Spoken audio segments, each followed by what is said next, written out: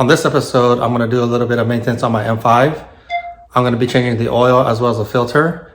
I normally take the car out to get the temperatures up so that way when I drain the oil, it's more free flow and it drains faster. So I actually just came home, so the oil temperature is already heated. So the oil temperatures are already up.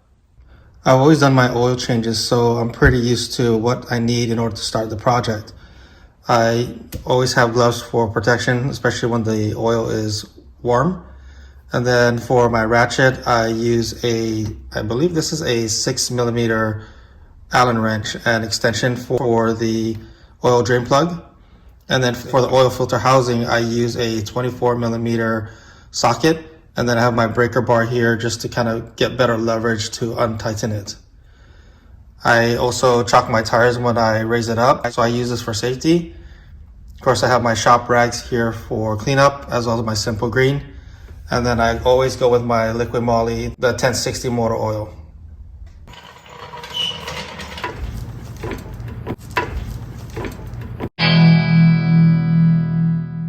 So now that I have my car up, I actually added a extra jack stand here for support, just for safety purposes.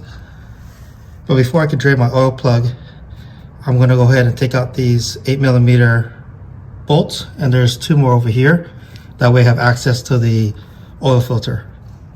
So here's an angle with the panel removed, and you can see that the oil filter is located right here. So if you notice back here, I actually got the 6mm Allen wrench socket set up to loosen the oil drain plug. I just cracked it loose so you can see the oil dripping a little bit over here. So let's go ahead and drain the oil fully.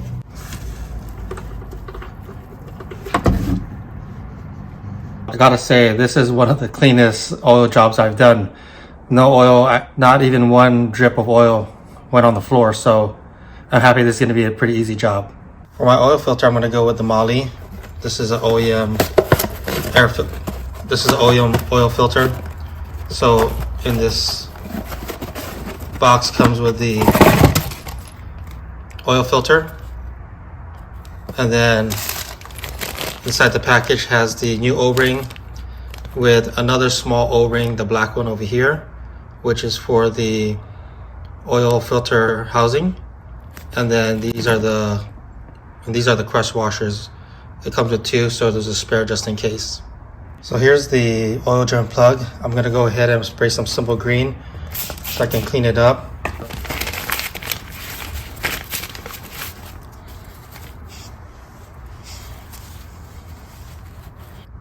Now that's all cleaned up, I'm gonna go ahead and put in the new crush washer.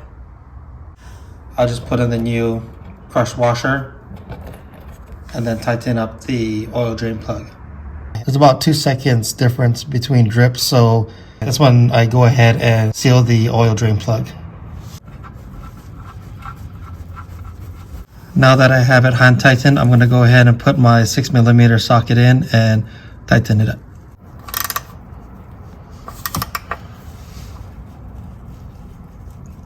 So now I'm going to go ahead and remove the oil filter housing so that I could replace the filter. This gets kind of tricky because there's still a lot of oil here, so you want to make sure that you have the oil drip pan right below it. Now that I have my breaker bar in place, you want to make sure that you're going counterclockwise, especially because you're upside down. That way you're loosening it properly.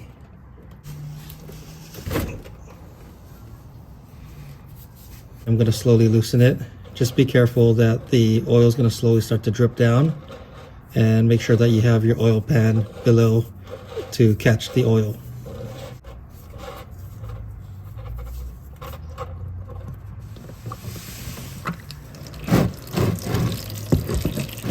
So here's the oil filter housing. I'm going to go ahead and spray some simple green inside, some simple green outside, as well as inside, and then I'm going to go ahead and clean it up right before I put in the new oil filter. So I was able to clean the oil filter housing, and I also cleaned inside. So what I'm going to do is I'm going to remove the old O-ring and replace it with a new one. just gonna grab my pick tool, pull the old one out. I'm gonna clean it again, just so that it can be ready to use the new O-ring. Here's the new O-ring. What I'm gonna do is use some of the oil from my liquid moly and kind of lubricate the outside of the new O-ring. Make sure you get all the edges out. That way when you apply it, so it just comes right in like that.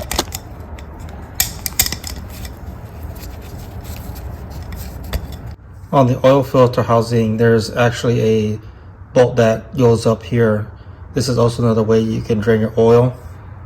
And the package also came with a separate O-ring, which is a little bit smaller, and that's what is going to go onto the bolt right here. So I'm going to go ahead and pull it out and replace it with a new one. So I'm going to use my pick tool again so I can dig and get it out.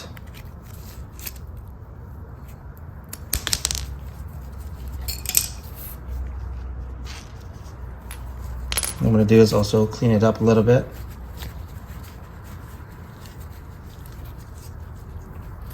And then apply the new O-ring.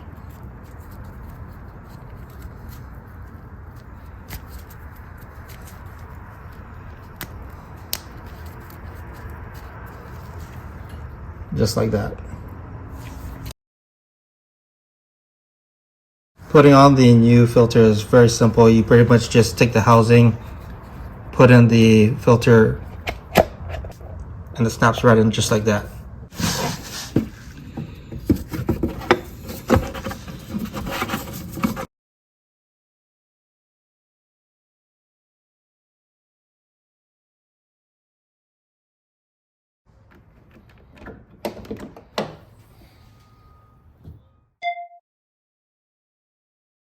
So the next step in resetting my maintenance light is to do it on my dashboard. So what I'm going to do is I'm going to go ahead and insert the key. I'm going to hold down this button to the left of the speed gauge. Once I see the oil light on, I'm going to hold it down again. Once it says reset, let go, and then hold it down again. Now it zeroes out and we're all set. So now that I'm done with maintenance on my M5, I'm gonna fire it up and drive around the block and have the oil recalibrate so that I could get a more accurate level on the oil. Now it's time to fire it up.